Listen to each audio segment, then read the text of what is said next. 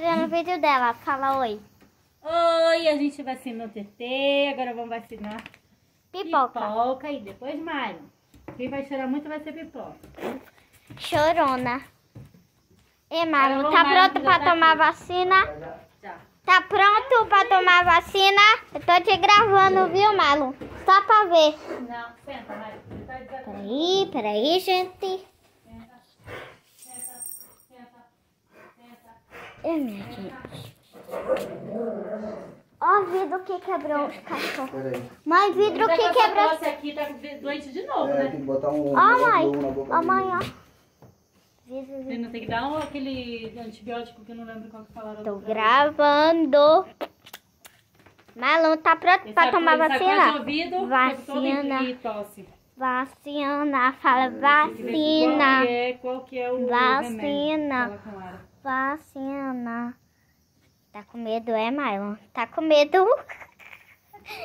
Senta. Senta. Vem. Peraí, dá ração pra ele que ele...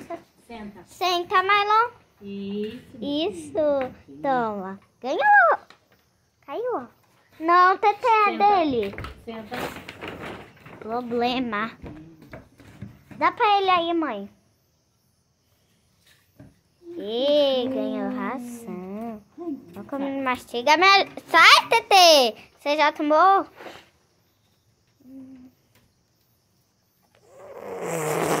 Marlon tá com medo, né, Marlon? Vou pausar aqui, senão o vídeo vai ficar muito grande. Aqui.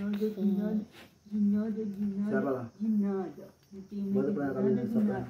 nada. De nada.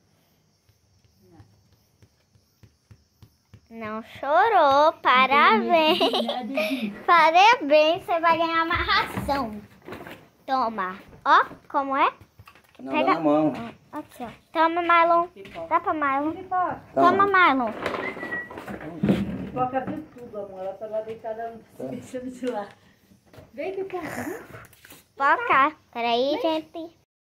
Olha, agora vai tomar vacina, né? Poca. Cadê a tua cara? Aqui, ó. Poca. Ela tá todo torcido. Vai, Ela não. viu lá. Todo torcido.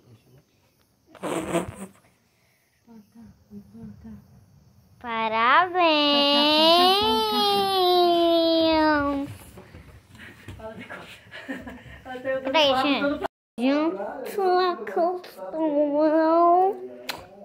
da minha linda construção. E aqui estamos passando luta. Olha, vou gravar tudo pra vocês. Ô, mãe! Mãe! Vou gravar a luta pro meu vídeo do YouTube. Bora. Ó, gente. Tá passando luta. Peraí. Vou pra Querendo ou não, vai ter da que fazer cama. essas inserinas aí.